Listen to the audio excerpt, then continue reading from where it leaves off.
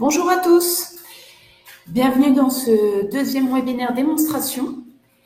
Nous attendons encore quelques inscrits. On a peu de participants aujourd'hui, grève parisienne, mais nous allons quand même faire la démonstration, répondre aux questions et du coup assurer jusqu'au bout pour ceux qui du coup verront après le replay. Je vous présente Nicolas qui va faire cette démonstration. Donc Nicolas, qui n'est pas en photo sur cette page de présentation exceptionnellement, parce que tous les webinaires tu es en photo, donc est notre dirigeant et du coup spécialiste dark web et aussi des outils, tant au niveau des cas d'usage qu'au niveau technique. Donc bienvenue Nicolas. Merci Mélina, bonjour à tous, bonjour Laura, bonjour Angélique.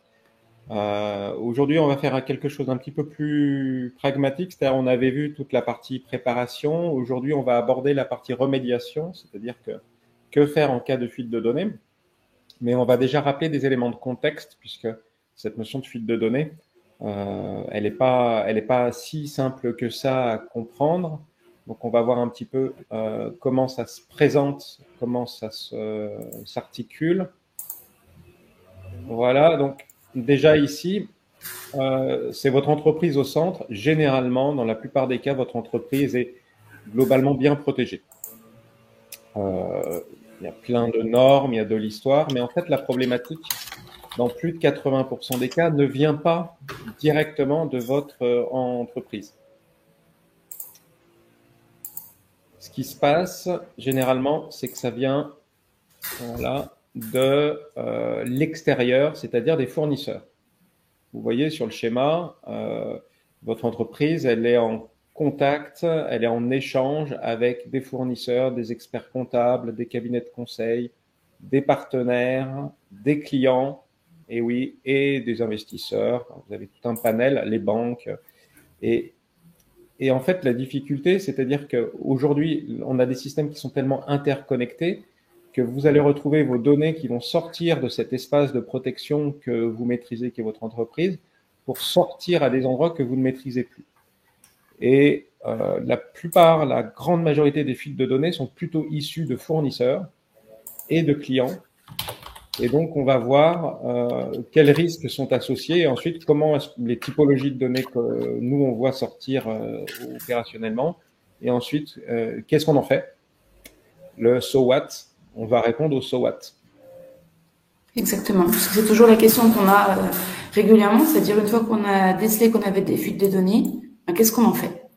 Donc, on va tenter de répondre au mieux à cette question. Je crois que tu voulais démarrer par la démonstration, Nicolas?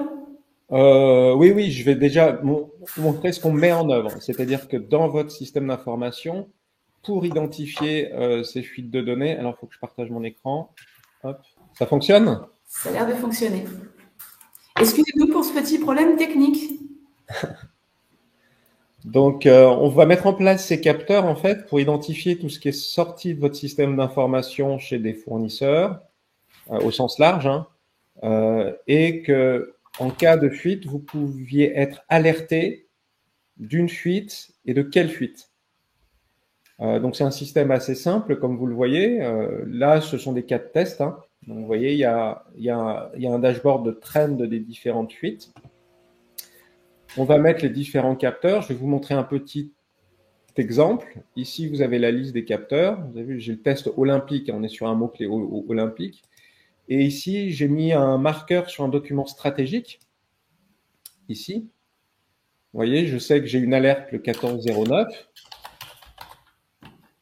Et j'ai la source. Et ici, je vois bien le site dans lequel le document a fuité. Et j'ai le lien pour y aller. Évidemment, j'ai partagé ma fenêtre et pas mon écran. J'ai partagé mon écran là, je pense. Bon. Hop. Donc là, j'ai accès au site où j'ai eu la fuite, où Alert m'a indiqué qu'il y avait une fuite de documents. Et si je vais sur... Je suis désolé pour les dessins, c'est pas très joli, mais on est dans le dark web. Hein. Et ici, vous avez bout de l'angélique. Donc, c'est le document de test que j'ai envoyé sur ce forum. et je vois bien que j'ai un PDF. J'ai un PDF qui a fuité. J'ai mis un document PDF que j'ai marqué, et il m'a bien alerté que ce document qui est censé m'appartenir a bien fuité sur un forum du Dark Web, que je retrouve dans le Dark Web ici, là, sur ce forum-là. Donc on voit bien que c'est relativement simple, hein. Voilà, ici. Et donc on va mettre des capteurs et vous serez alerté en cas de ces fameuses fuites. Donc là, on va tenter de répondre, c'est quoi le risque de fuite d'un tel document? Et ensuite, on répondra au so what. Je précise que les alertes, vous les recevez tous les jours. S'il y a une nouvelle alerte, si vous ne recevez rien, c'est que tout va bien. C'est que tout va bien. Donc, je repartage mon écran. Hop, hop, hop. Normalement, vous devez le voir. Voilà. Donc là, voilà, que permettent, à quoi servent ces documents fuités? Parce qu'on voit qu'on en a de plus en plus. Il faut bien savoir que quand il y a un document qui fuite, en fait, il n'y a pas d'attaque cyber sans document fuité. Les attaquants ont besoin de ces informations pour produire des attaques. C'est-à-dire que plus on a d'attaques, plus on a d'attaques. À chaque fois qu'il y a de la donnée qui sort, ça génère des attaques. On dit maintenant, un document qui fuite, c'est un lot d'attaques. Donc, quelle typologie d'attaque? Cyber au sens large, hein. On voit qu'il y a ce qu'on appelle les attaques d'ingénierie sociale, c'est-à-dire toutes les informations qui vont sortir, qui vont permettre de créer un climat de confiance, vont permettre de vous manipuler pour vous faire cliquer où il ne faudrait pas, ou vous soutirez généralement de l'argent. On va retrouver des techniques pour vous envoyer un mail avec une pièce jointe. Ah, Mia, je veux bien que tu reviennes en arrière. Hop. Excuse-moi. On va retrouver ce qu'on appelle les attaques par phishing, hein. Ce sont les faux mails, hein. Plus les attaquants ont d'informations, plus ils vont pouvoir façonner un mail qui crée un climat de confiance. L'injection de malware ou de virus. Les attaques DDoS, ce sont quand des données techniques sortent.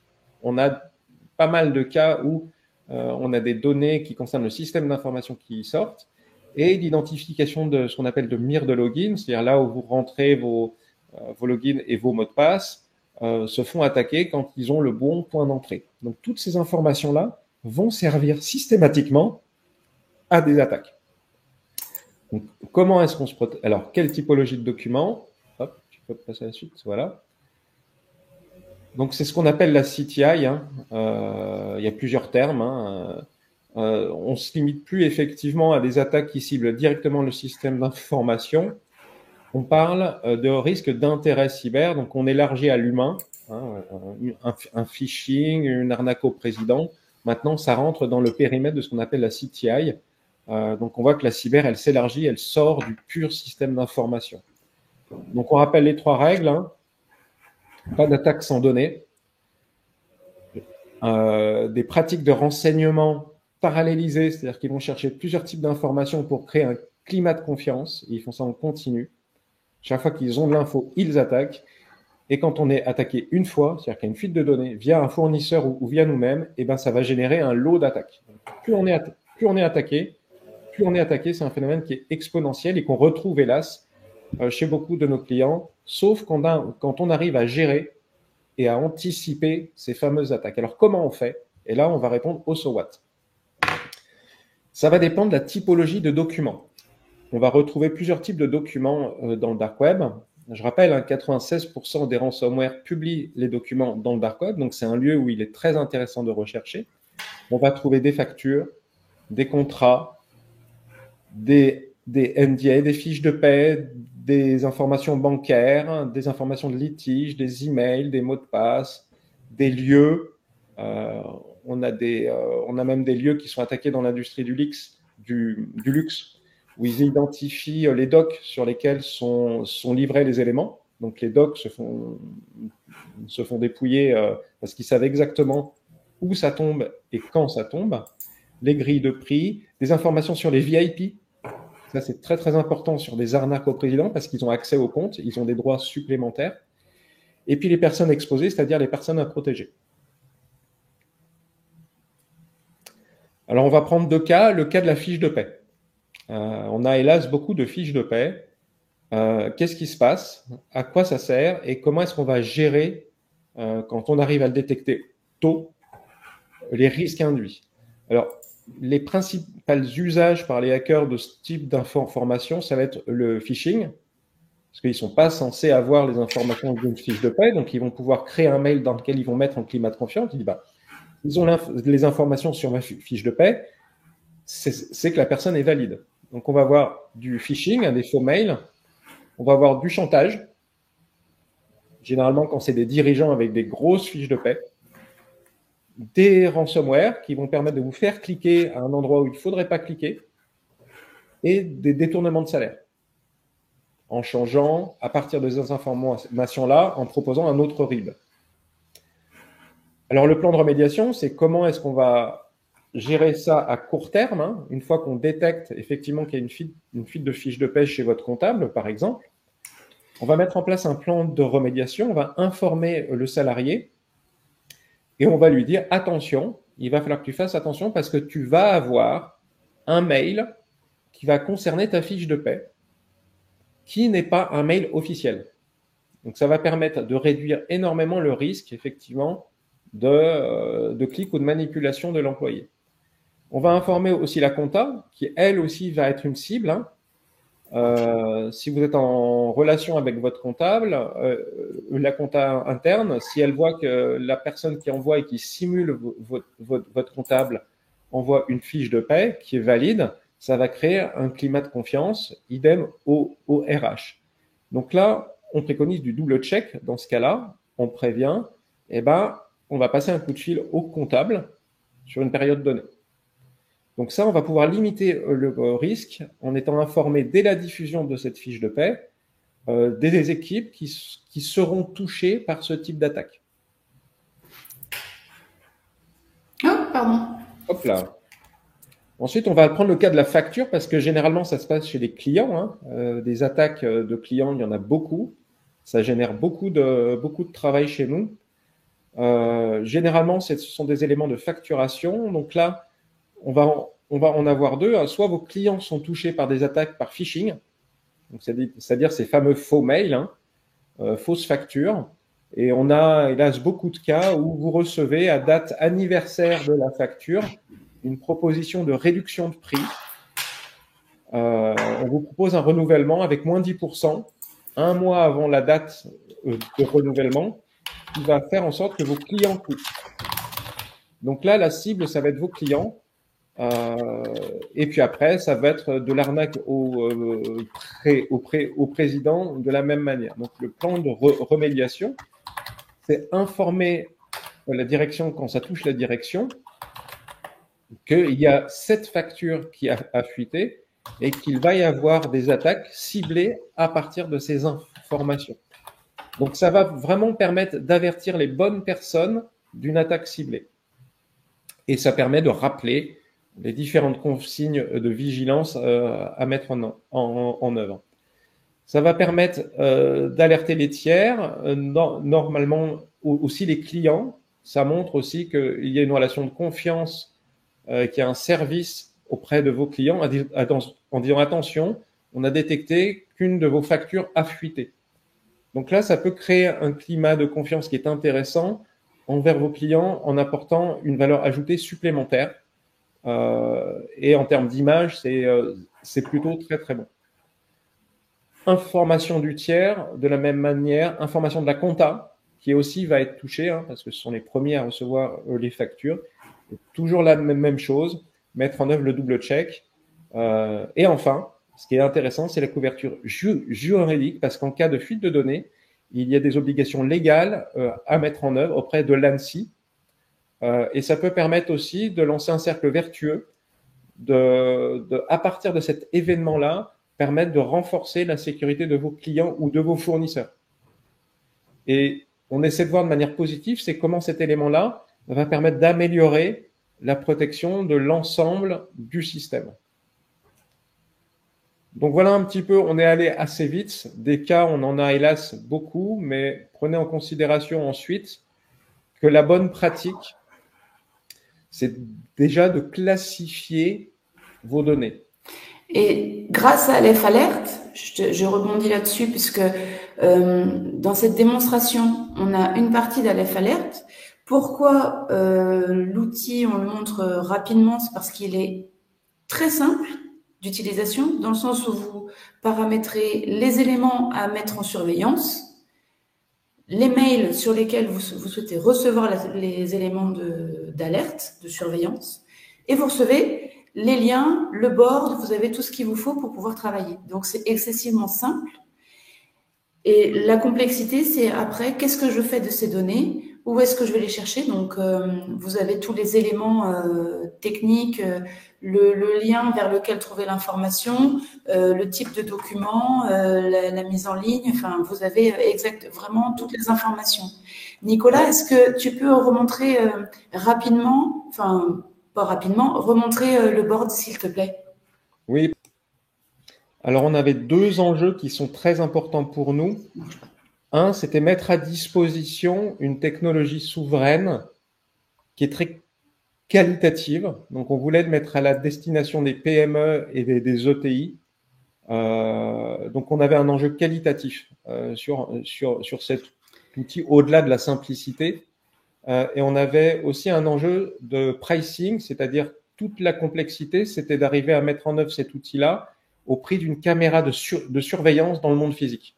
Donc, on a réussi aujourd'hui en termes de pricing à scaler sur les tarifs d'une caméra de surveillance. Parce qu'il fallait aussi protéger les PME.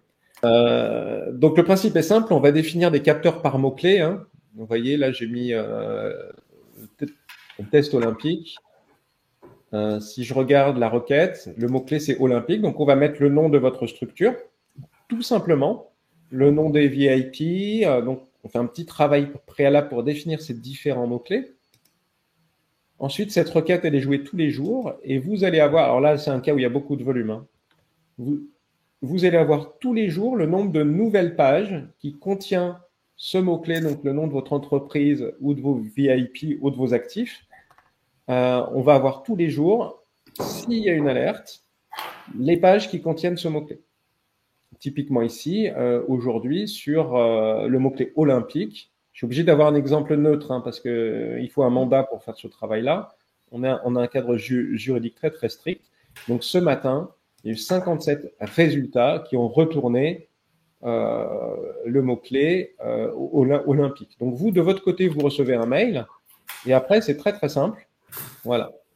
Donc, vous avez vu, en fait, vous avez ça qui s'affiche avec l'endroit où se trouve le mot-clé, la capture d'écran du site et vous avez accès. Si jamais vous avez un souci pour être en capacité de qualifier ce risque-là, c'est très, très simple. Vous allez avoir un bouton là qui s'affiche, qui prend contact avec nous, qui va permettre de faire ce qu'on appelle une levée de doute.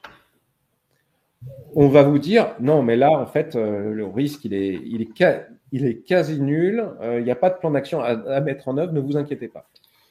Alors, soit ça renvoie vers nous, soit ça renvoie vers votre prestataire qui, lui, va faire ce travail de levée de doute.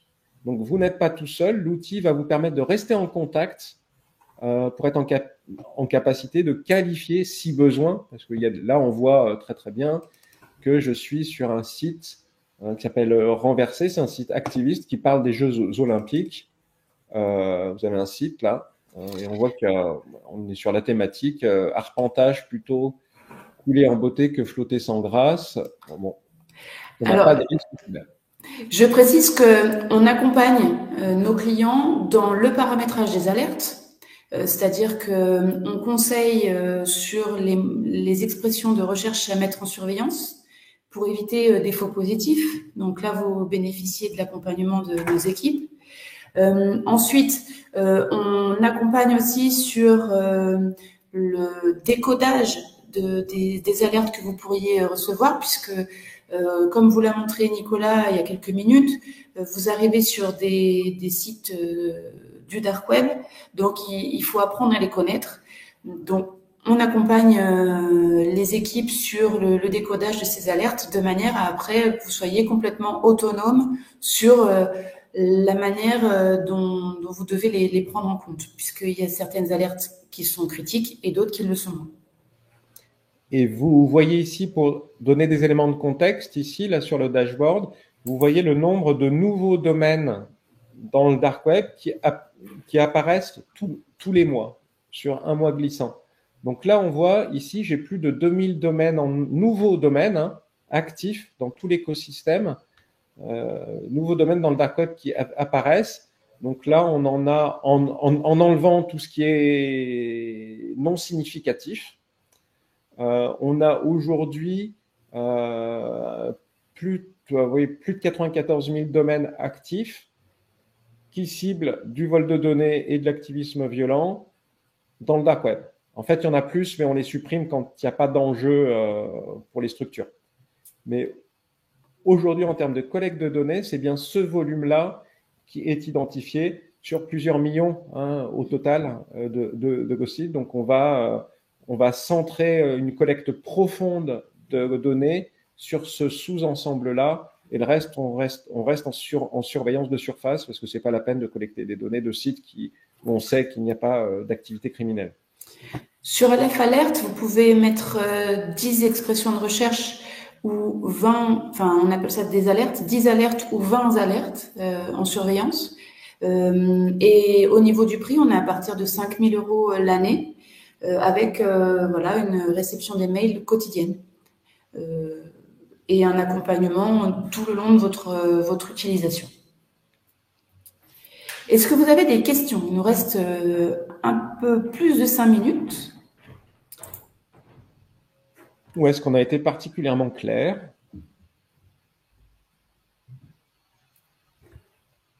Nous avons une question de Céline en attendant. Quelle forme peuvent prendre les expressions de recherche? Alors, les expressions de recherche, ça peut être une adresse IP, je réponds en même temps, mais une adresse IP, une adresse mail pour vos VIP, comme le disait Nicolas tout à l'heure, tout élément qu'on appelle, nous, remarquable, c'est-à-dire qui nous permettent de remonter une vraie alerte et qui puisse être reconnaissable. Donc, ça peut être donc, pour les fiches de paie le nom de domaine de votre entreprise, un numéro qui soit un identifiant chez vous. On le met en surveillance et l'outil le retrouve. Et aujourd'hui, on a mis en place en plus récemment une technologie de marqueur qui va permettre au sein de vos documents stratégiques de mettre un marqueur qui vous est propre. Et on va pouvoir mettre ce marqueur sous surveillance. Donc ça, c'est une nouvelle feature qu'on a mis en place. C'est vraiment pour les documents où il faut absolument pas que ça sorte. Et là, on met un marqueur, comme ça, vous marquez vos documents avec cet élément-là. Vous pouvez l'envoyer à vos comptables, à vos avocats. Si jamais ça fuite, vous savez exactement et très tôt que ça a fuité, et même si ça vient pas de chez vous. Donc ça, c'est une feature qui est sortie il y a qu'on a mis en place pour ces documents-là. Donc c'est pour ça que je commençais à vous parler de classification de données, pour être capable de marquer vraiment les documents stratégiques, parce que si vous avez un document commercial qui sort, presque tant mieux, c'est de la com gratuite. Par contre, sur des documents, sur du NDA, sur des documents financiers, ou si vous êtes en cours d'action juridique, on va marquer ces documents-là. Donc ça, c'est un coût très faible et ça va vous permettre vraiment d'éviter le bruit et de vraiment se concentrer sur des documents qui sont sans trou. Alors, le tarif est un petit peu supérieur parce qu'il faut marquer les documents, ça demande un petit peu de travail, puis ça demande de votre côté de classifier les données à risque.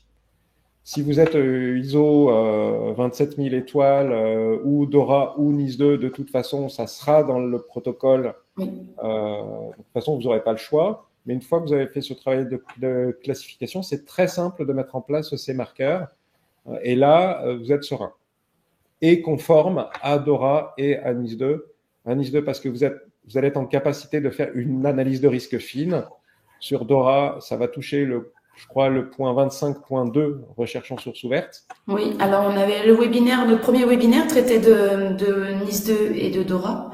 On précise tout ça et on a de la documentation sur nos sites qui vous permettent de vous repérer sur DORA NIS 2 puisque ce sont des règlements qui peuvent paraître, européens, nouveaux, qui peuvent paraître complexes.